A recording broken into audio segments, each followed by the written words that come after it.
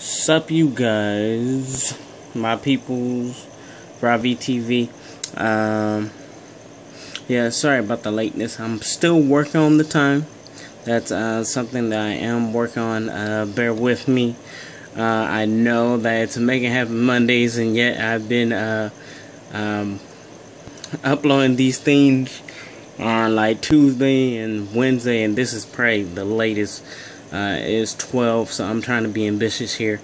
I got through with homework. It was kind of late because of Vegas, and honestly because of myself. So I'm learning to not procrastinate again. So doing these videos has kind of helped me for the most part. For this week, I've started early with my participation with we have these modules that is like mandatory for us to do every week. So I started on that yesterday actually, so I feel good about that, and reading up on the homework and stuff like that. So I should be done by tomorrow, which is Thursday. So I'll be early, so I feel really good about that. I think last week said I was gonna do something spiritual. I think I'm gonna do one of my blogs instead. So from WordPress, I love the blogger. It's LOV3 the blogger on WordPress. It'll probably be at the bottom as well. So this is one of my entries. My first entry actually is a mobile reflection. And well, mobile reflection is just something that just comes to mind when I have my phone. It's not edited, it's not clean. It's basically a free write from my heart. Things that I think about, things that aren't really planned, that just come to me on the fly. And so this is one of them. I'm gonna try my best to read this with a excitement or feeling as much as possible, because I do, it's one of these things where I was in a place in regards to my procrastination, in regards to my life in general. I was just so hurt by I guess my lackluster attitude. And it was interesting because I read today, I read Psalms 32, and I looked up the meaning of, I think it was sin. And one of the meanings of sin was slowfulness. I was like, wow, that hurts. Slowfulness or laxness, and so basically, wow, I guess I'm being led this way, which was I forgot the term. I'll look it up again and add it before I add this video. I'll probably do another one, or write in the description what it meant. And it was I use blueletterbible.net. That is something I use on daily, I wouldn't say a daily basis, but if I were to stay like a Berean, that's what I would use, because it separates Greek, as well as give you a Strong's definition of it, as well as a Arabic definition. So it's one of those things to where a lot of people think the Bible was just written in English for some apparent reason. It wasn't. The first translation of the Bible was written in Aramaic, and then it went from Aramaic, I believe, to Greek, and then from there, I believe it was it was Aramaic, then Hebrew, then Greek, and then Latin. And then it was later on translated to English. So just a little tidbit. So I'm just gonna read this more reflection. Is entitled August 21st, 2014. I woke up this morning with a quote in my head from last night.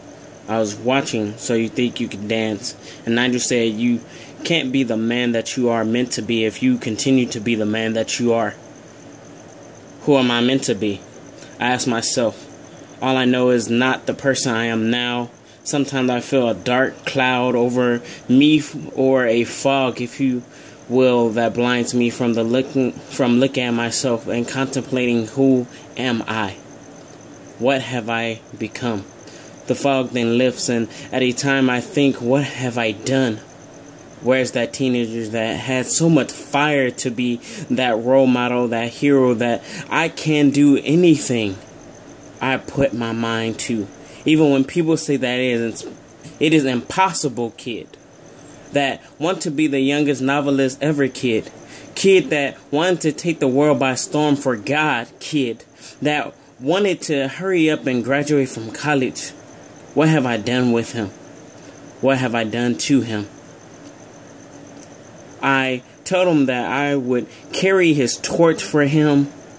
I take his hopes and dreams and become somebody. Maybe I was naive. This adulthood is full of surprises, but none of which gets me closer to his dreams. So I can't be the man I am meant to be if I continue to be the man I am. I can't picture it right now. All I can say is I'm sorry to that young hopeful.